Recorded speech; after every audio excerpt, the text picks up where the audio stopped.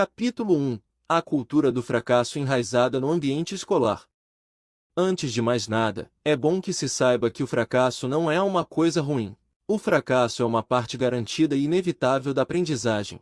Alunos fracassam constantemente na primeira prova, mas se recuperam na segunda prova. Professores podem fracassar ao explicar uma matéria para uma primeira turma, mas se recuperam na segunda turma. Equipes pedagógicas fracassam ao não conseguirem criar estratégias para que o aluno esteja sempre aprendendo o que há de mais moderno na matéria, mas se esforçam diariamente para isso. Em todo e qualquer momento de nossas vidas experimentaremos o fracasso.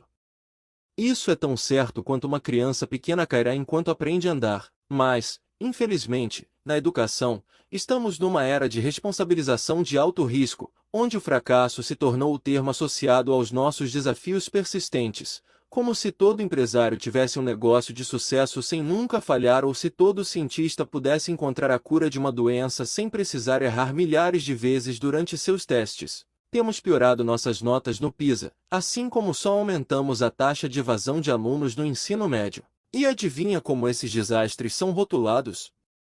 Fracassos educacionais. No primeiro momento, é preciso desconstruir alguns conceitos. A primeira tarefa, nesse sentido, seria readotarmos a noção de fracasso, entendendo que ela é essencial para o aprendizado. Não estamos falando de fracasso sem saída, do tipo que resulta em perda de oportunidade, regressão ou estagnação. Em vez disso, é necessário enxergar o fracasso como uma oportunidade para os alunos receberem feedback sobre seus pontos fortes, bem como suas áreas de melhoria, visando fazer a manutenção do que ele está fazendo correto e de corrigir o que ele ainda não faz tão bem. Quando reformulado como uma parte positiva e construtiva do processo de aprendizado, o fracasso é um professor mestre. Instituições de ensino dos países de primeiro mundo usam a estratégia do fracasso como uma parte intencional do projeto e, consequentemente, de sua cultura. E tem que ser. Como pais, tentamos proteger nossos filhos da frustração e do fracasso. E isso não significa necessariamente protegê-los. Significa privar da dor que deveria anteceder o sucesso. Uma das principais razões é o grande número de filosofias e escolhas parentais disponíveis para nós no mundo moderno. Nessas novas filosofias, colocamos a pressão do erro em nós mesmos para tirá-los de nossos filhos, como se tudo fosse facilmente administrável ou estivesse em nosso controle.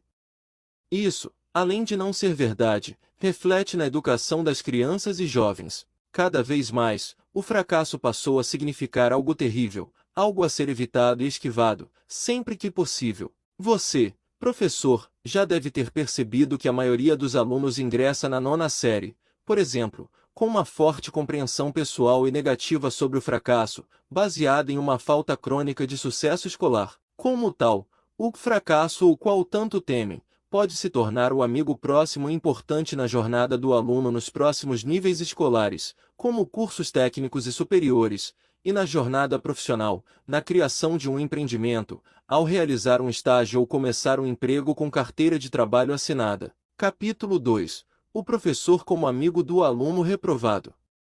A pergunta de ouro é: como você se torna amigo dos alunos reprovados? A resposta fácil é: entendendo como ele foi parar lá e encontrar formas de ajudá-lo a sair de lá. A resposta difícil e que o professor não irá querer ouvir é: explicando que existe um determinado padrão educacional e que ele não o atingiu. Essa notícia, impactante tanto para professores e alunos que não estão acostumados com o fracasso, é importante em todos os sentidos. Nossos alunos, às vezes, parecem perder o senso de realismo, indo para longe.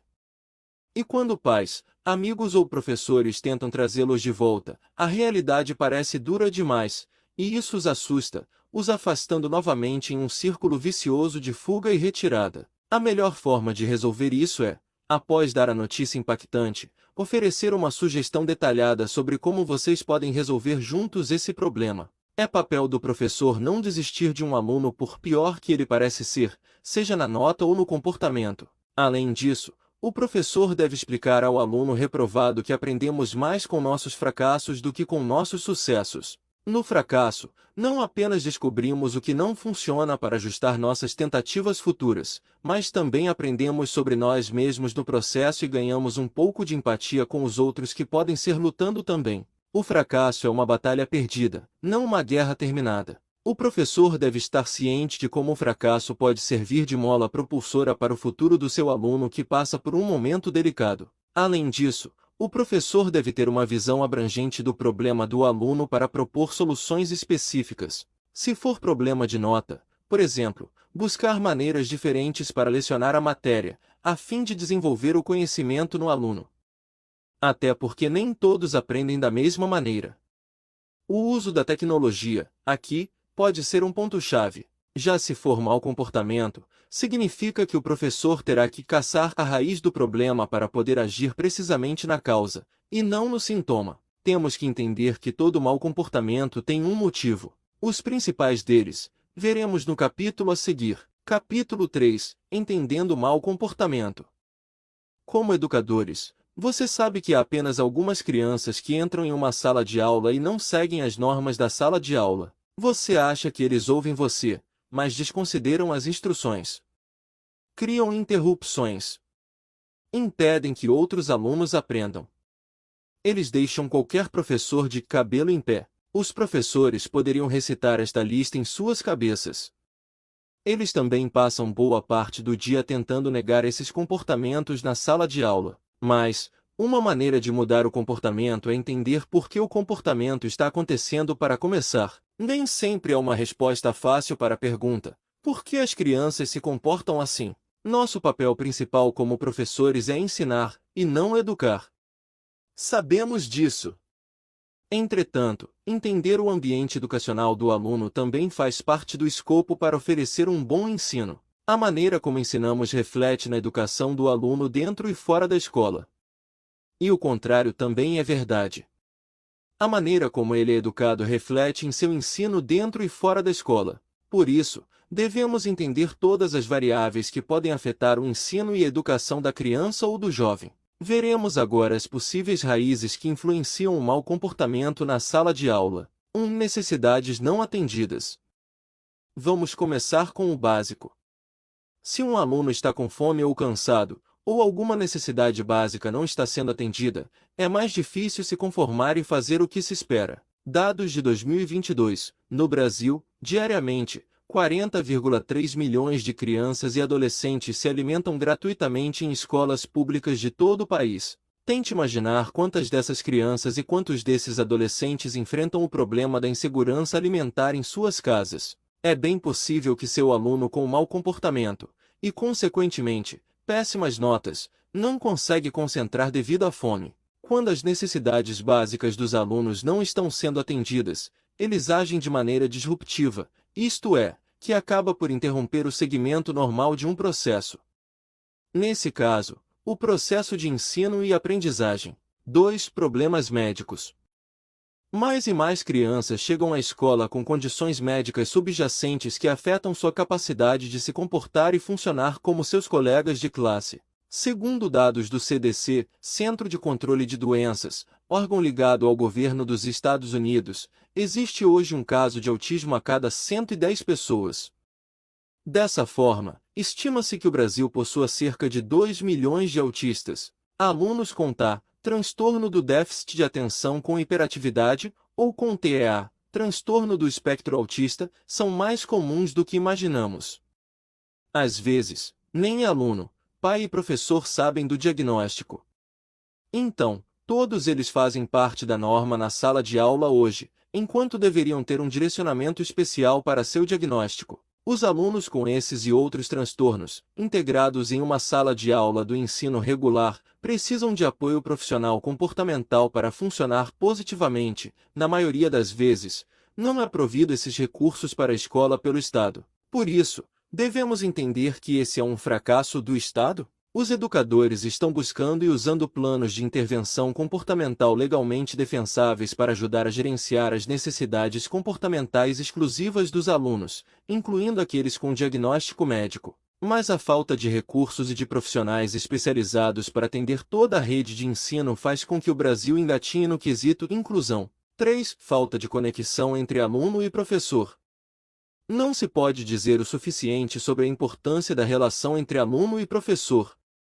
Se um aluno chega à escola e não tem uma conexão genuína com um adulto, Como seu professor, ele não tem motivos para se comprometer com o aprendizado. Quando um aluno não tem uma conexão com seu professor, ele não tem motivos para se conformar com as coisas que lhe são solicitadas. Na verdade, isso lhes dá uma razão para não se comportar. Eles não têm interesse em atender ao pedido do professor. É preciso sempre cumprimentar os alunos, conhecer seus interesses e coisas sobre sua vida para criar conexão. É preciso se importar de verdade com a vida do aluno dentro e fora da escola.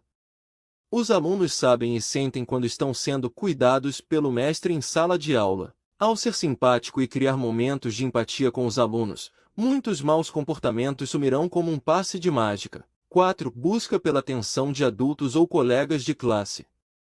Alguns alunos precisam de mais atenção do que outros.